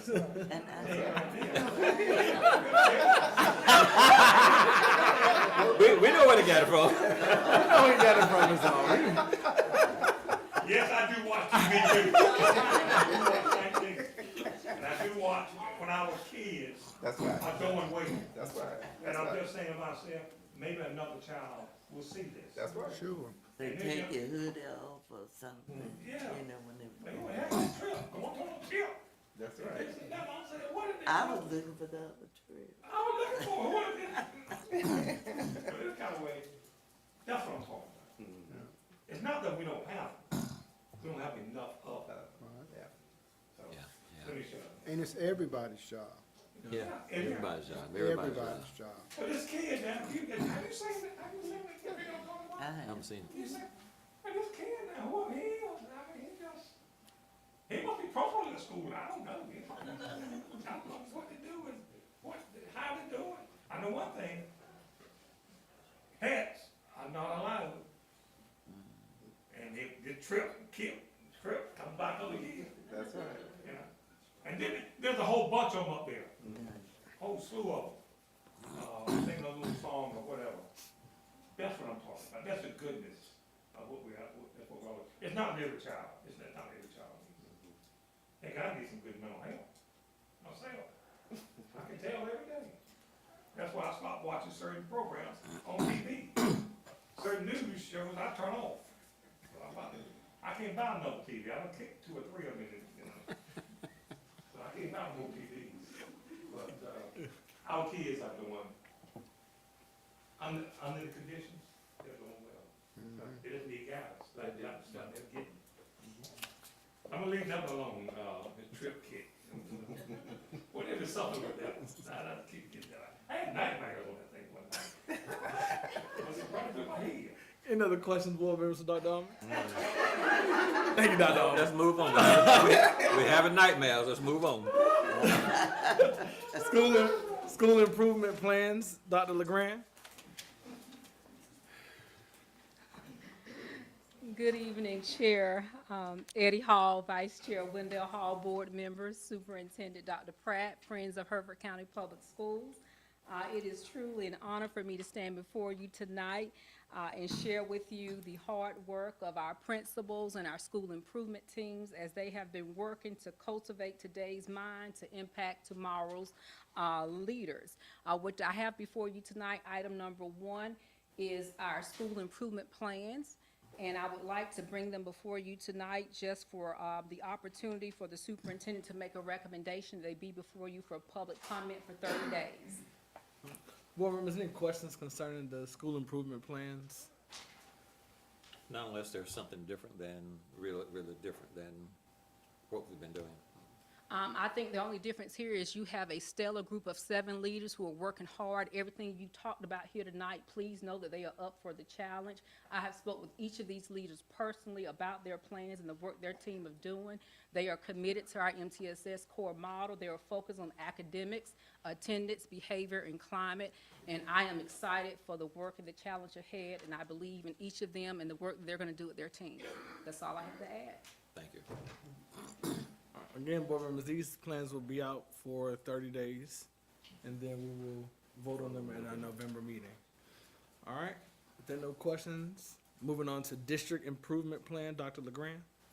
The same, in addition to being aligned with our schools, our district will also have a district improvement plan that will focus on academic, attendance, behavior, and climate.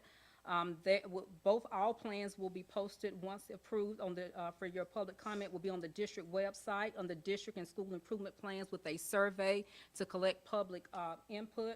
So I'll be asking again that this plan will be focusing on our portrait of a graduate, making sure that we have those critical thinkers, creators, communicators, collaborators, and that learner mindset that we've talked about here tonight. As we think about, we revamped our district instructional round process to focus on the problem of practice protocol. We've heard you here tonight. We are in alignment together. We're focusing on academic discourse with our English language arts classes as well as with our math classes. So when you all are talking about that thinking, teaching kids how to think, academic discourse is in there, that foundational work is in there as well. So hopefully you all will see that work, and we're asking for the same thing as we did for our school improvement plan, for our district improvement plan. We're asking for the superintendent's support of his recommendation that the plan be approved for public comment for 30 days.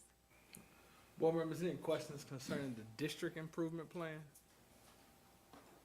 All right, this plan will also be out for 30 days, and we will vote to, once we receive any public comment from it in our November meeting. Hearing no questions, thank you, Dr. LeGrand. Thank you. All right, moving on to Staff and Excellence Global Partnership, Ms. Norman. Good evening again, Chair Hall, Vice Chair Hall, board members, and Dr. Pratt. I'm seeking your approval tonight for the 25-26 Global Partners contract. Of course, Global Teaching Partners, this is the company we use for our J1 visas. They help facilitate recruitment and placement of our educators here in Hertford County Public Schools. Board members, any questions or comments at this time for the global partnership that's being presented? Yes, sir. Mrs. Deloach? Looking at the total fee, is that what we pay? Yes. Mhm. That's all. Thank you. Any other questions, board members?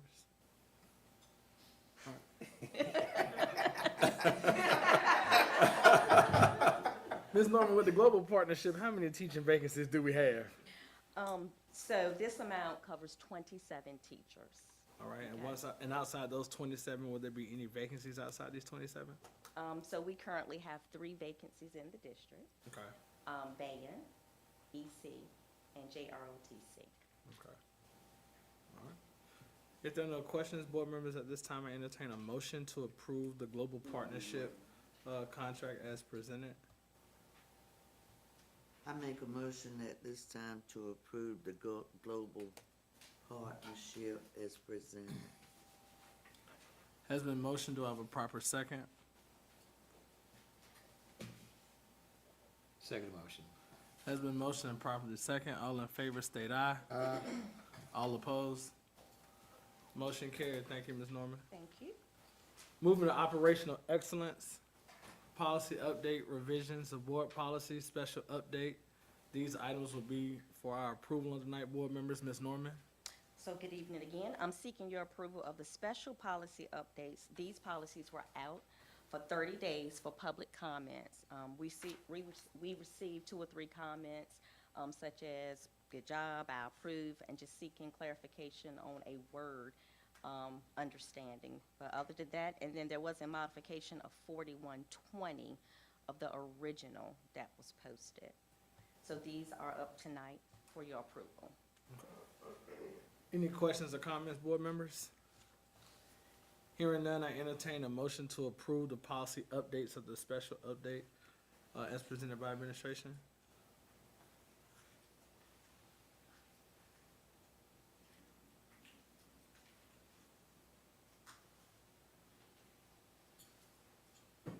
Mr. Chairman, I motion that we approve the updated approval revisions of the policies being presented tonight. Second. Has been motioned and properly second. All in favor state aye. All opposed? Motion carried. Moving down to fall policy updates, board members, this will be the first read. This is for information purposes, and these policies will be out for 30 days, and we will vote on those in our November board meeting. Ms. Norman? You've already said it, Chair. These are out. This is for informational only. We will post them for 30 days for comments, and then we'll bring them back for your approval. Okay. Any questions or comments? Hearing none. Thank you, Ms. Norman. Thank you. Superintendent's update, Dr. Pratt. Yes, good evening, Chair Hall, Vice Chair Hall, School Board. Tonight, as always, we start with our mission and vision and our core values that guide our decision-making within the district. We also would like to view the portrait of the graduate as well that's been shared with the board many times this evening. And then I would like to just start with the recognition of our 7 principals in the room. They are hard-working individuals that understand the challenge that we are facing this school year, and they all stand in the gap, ready to help the students and the families of Hertford County. I would like to say, personally in front of the board, thank you for all that you do. Thank you for putting up with me. Thank you for putting up with your families, and thank you for everything that you do for the kids of Hertford County. So kudos to you.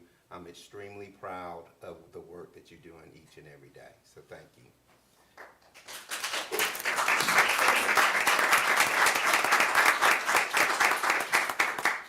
So we finished up college application week, October the 20th through the 26th. We had several students apply for college application week.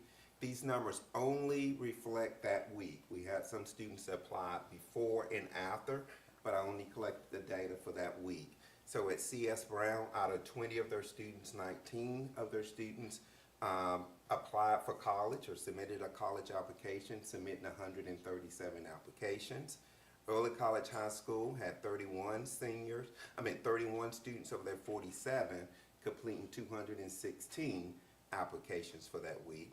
And that the remaining students have completed some form of an application for college as well. If not, I think Ms. Van is actively seeking those individuals to see what their plan is for after high school. At the high school, out of 100 students, 58 students have completed an application. They completed 414 applications. So kudos to our students for submitting their applications during the college application week. Come back to that. Yes. before you do that. Early college, Yes, they had 216 applications completed during that week. 31 out of 47 did it that week. They had several that did it beforehand and several that's doing it currently as well. In the high school, out of the 100, 58 participated, 414? a total of 414 applications. I think they had a little competition going on about submitting applications. Everybody, I think the goal was, what, 4 to 5 applications? I think they had, the goal was each student at least completed 4 applications during the week. And of course, you know, you had your direct admission. Some of our kids already been admitted I was going to ask as you well. about NC Connect. Yeah, NC Connect, we'll bring those numbers back to you next Monday. Next month, we were still kind of filtering those out and where can we locate that information at. So Dr. Allman is working on that for us. I know at the early college, she quoted 200 and some of the kids with direct connect at the early college had already been accepted to something. So multiple schools, those kids have been accepted at multiple schools already. That's exciting. Yes. You see, at least the interest level sounds good. of these students, man. Right. And, you know, well, this the week where there's no, there's some schools, there's no application fee. Correct, that's no application, that's the week. And the one kid at CS Brown, I think that one kid is going to military.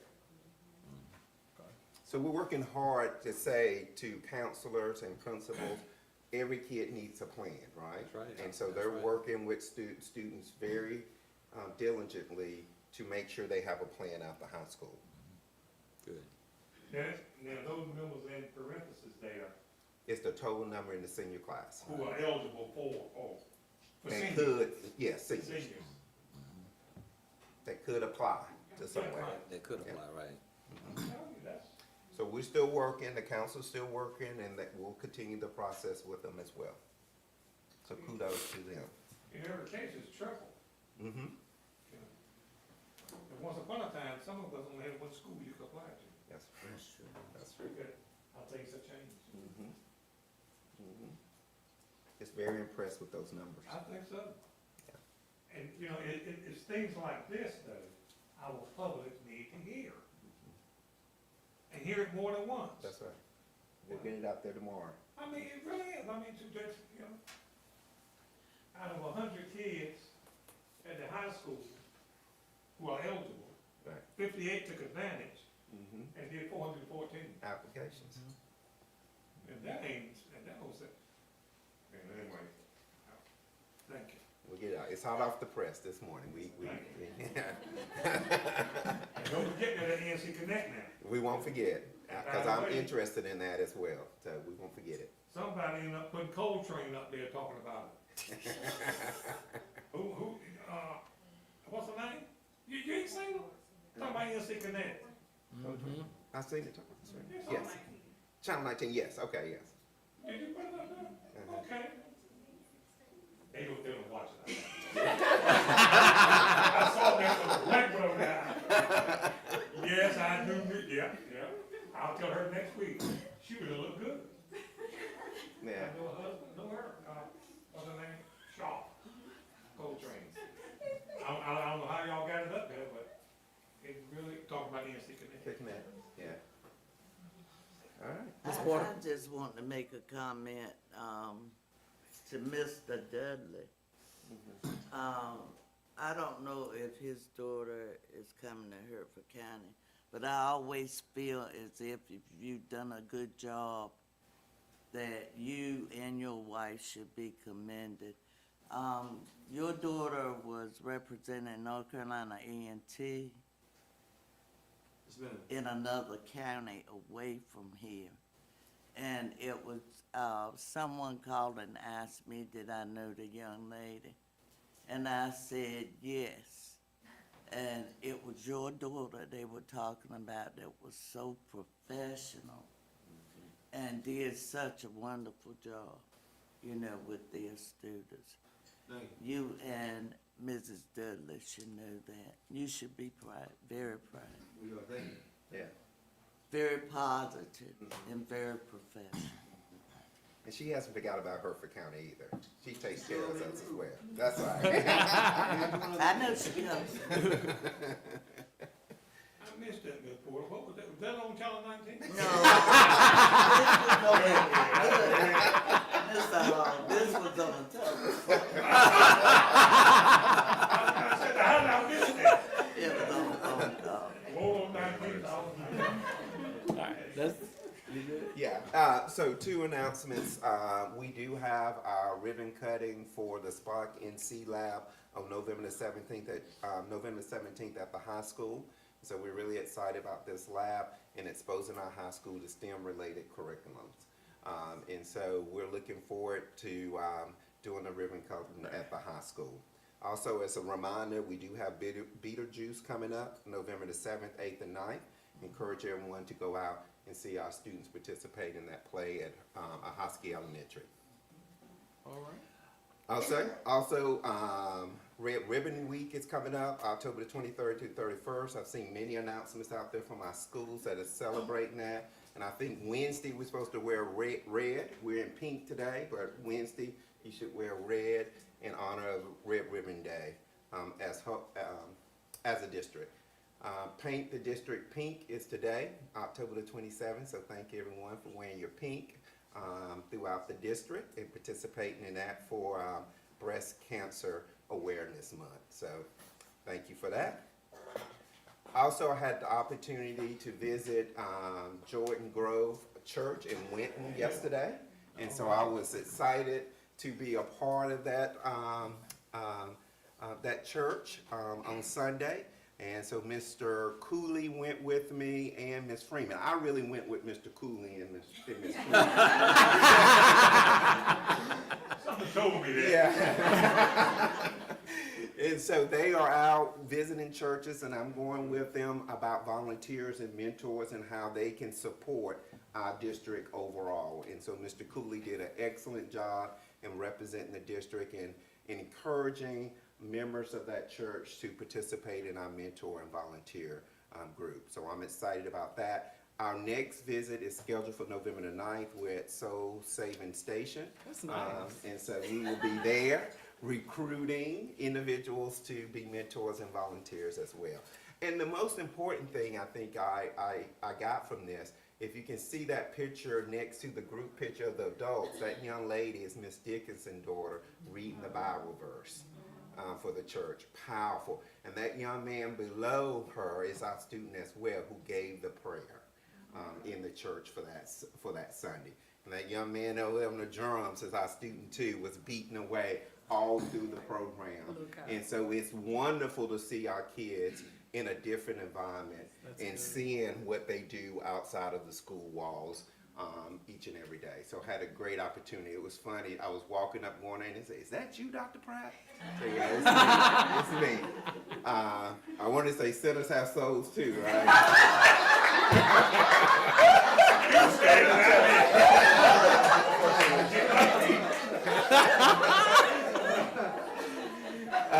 That's how I felt like when he said, "That you?" Yeah, so I enjoyed the visit. Looking forward to many other visits. If you know any church that we need to go to, please share that information. I got one here. We'll add it to the list as well. I can say that Reverend Sharon, Yes. former board member, Yes. his church, they do a lot with youth. Yes, They they do. do. A lot. It's a small church, a small family there, but they do a lot. They do. And when I saw it, I said, well, of all the places to start, you couldn't have chosen a better place. Even though, I don't know when I have seen you in anything other than a dog seat. Never caught my eye. I know. But once again, it goes to show you were pointing out some of our students. We got some good kids. We got some good kids. We got some good kids. Got some good kids. But their achievements are overshadowed by those others that we have to focus so much time Right. upon. And they're very talented. They are. They are very talented. And talented adults as well. Miss Dickens, the science teacher at the high school, I didn't realize she was a singer, but she was in the choir singing and led a song. And so I'm very impressed with that as well. And he was very adamant how much he supports C.S. Brown STEM High School as well. So he mentioned that several times, that they are already supporters of Hertford County with a focus on C.S. Brown, but they're willing to expand that as well. So good things, yes. I don't know whether you saw coming in, but we have a wall of excellence out front now.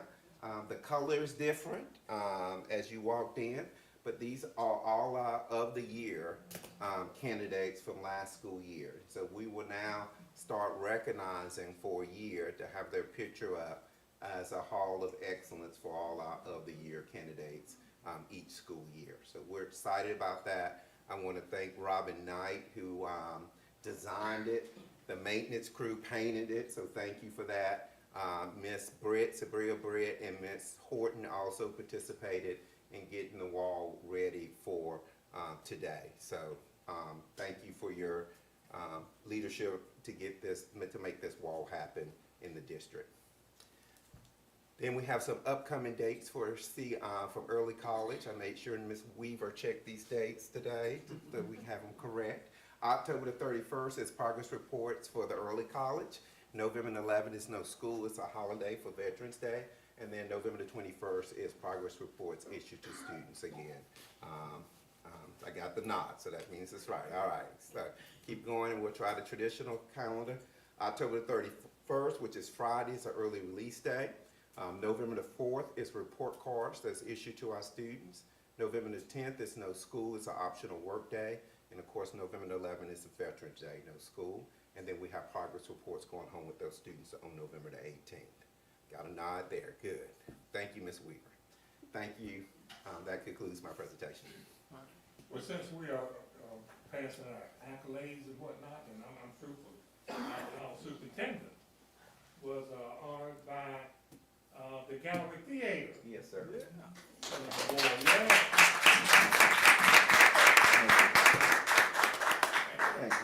And that was not on Channel 19. No, I got that. Congratulations. Thank you, thank you. I was recognized, but I also owe recognition to Ms. Hargett, who also worked very hard to make sure kids receive food while they was there, and also Mr. Anthony Freeman, who also made sure the transportation happened as well. And I can't leave out finance because they wrote the check.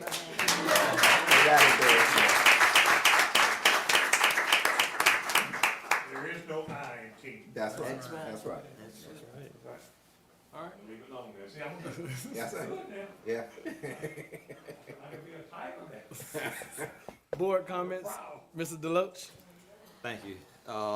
I guess first of all, I need to thank Mr. Cooley and Ms. Freeman for allowing Dr. Pratt to go with you to, Jordan Grove.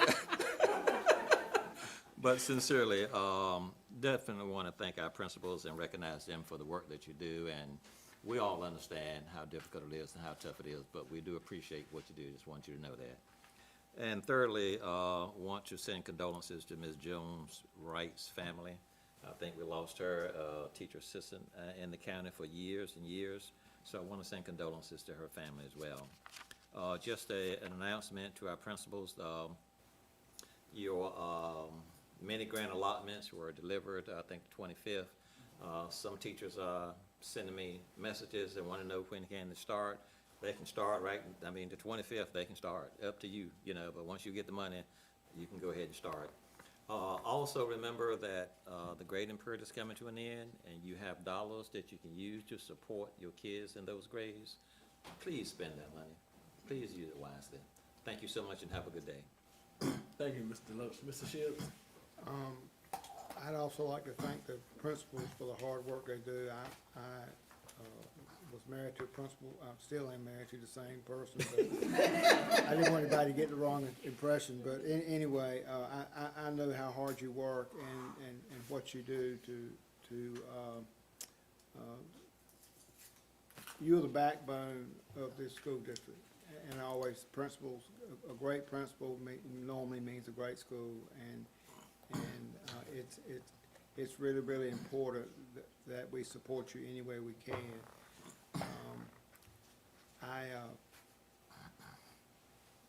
I'm sometimes, I work a lot, but I'm awestruck at how hard a job a principal is. It's just 24/7, and I mean, to be committed like you are, I just want to say thank you, because it's a lot of times a thankless job, but it's also great when you go into Walmart and you have 50 people speak to you that you don't even know knew you, and it's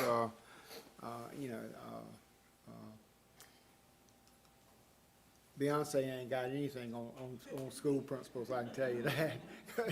But anyway, I just want to tell you thank you, because I know how hard a work it is. Thank you, Mr. Shields. Ms. Porter? I would like to thank the administrators for everything that you do. You don't say that much during meetings unless asked, but there's so many other things that you contribute to that community and even board members do not see. But it's your behind-the-scenes activities that your mind is always rolling. Even when on vacation, you're wondering, what am I gonna do with this or what? But that's the part you enjoy. And yes, it is stressful, but I'm sure that you enjoy what you're doing. And the pleasure is working with your students and seeing them as they achieve their goals, which is so great in here. So I'd like to thank you for that. The Joan Brooks's, what's her maiden name? I call her Joan. Attended her funeral, and there's also, we had she had retired here and had been with the system in various capacities for years. And I really thought at one time she was still over to the high school this year, because I had talked to her this summer, and but things happen. Yeah. But my thoughts and prayers go out to her families, and also to Mr. Bowman, who worked in this system for years.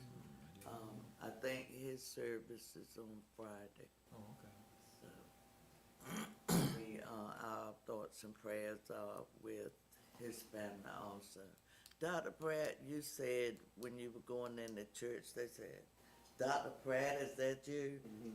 Community loves to see you act and about. Oh, yeah. So you're welcome at any church. And with Mr. Cooley and Miss Freeman, I'm sure they can take you places maybe that you've never been before. Am I right? I don't know how to take that. That's tough right there. Kurt, that's right. But thank you so much Uh-huh. for your leadership. Thank you. Thank you. Thank you, Ms. Moore. Miss Freeman had to remind me I was in church yesterday, today. She said, you just left church yesterday. I was like, "Oh." Vice Chair Hall? Ditto all that's been said, and that's all that needs to be said, I think. Thank you, Mr. Chairman. Yes, sir. Certainly I do everything as well. To our principals, thank you all for the great job that you do, each and every day. I know it's a lot of sacrifice, and so in addition, I also want to thank your families for the time that you are away Yes, true. from them as well, taking care of all of our precious loved ones and dealing with our employees as well. So it does not go unnoticed. No, we do not know everything that you have to encounter, but we do appreciate it on behalf of this board. We do thank you for all that you do and the sacrificing that you do each and every day for the students and our employees and our community as well. One thing, I do have one question. And Ms. Hogan, I'm not putting you on the spot. It's just a thought. There's a lot of things in the world that are changing. And I know one of the things that I've been seeing a lot in the media and on social media is this thing about SNAP food and benefits. So just in a general question, is there any resource that we have that may be available in the event that we do have families of students who do not have food? Are you aware of anything or anyone? That's something I think we really need to keep in the. Yes. Well, I know that if we think of the Alcohol serves that area through some of the local churches and businesses. We used to participate, I think, in the Backpack Buddies program, which they sent food home on the weekend. I'm not sure if any schools do that now. Yes, they're doing that now. Okay. So they have to get a food bundle to take home on the weekends to help those kids over the weekend. Okay. Those are the things that I know of in our area. Okay. I think, Dr. Pratt, if we could get some information out to the community so that people are just aware. I know that's a big conversation right now in the media, in social media, and we are from a rural, low poverty area, so we don't want kids, if we have those resources available, to be able to eat. So just, didn't mean to put you on the spot. It's just been a real thought of mine on my mind here lately. Other than that, not to belabor the time, our next meeting is scheduled for November the 24th, starting at 5:30. If there are no more comments or questions, board members, at this time, I entertain a motion for us to adjourn into closed session to discuss personnel matters that are confidential pursuant to North Carolina General Statutes 143-318.11A1 and A6 and 115C-319 through 321. So motion. Second. Has been motioned and properly second. All in favor state aye. Aye. All opposed? We're now in closed session.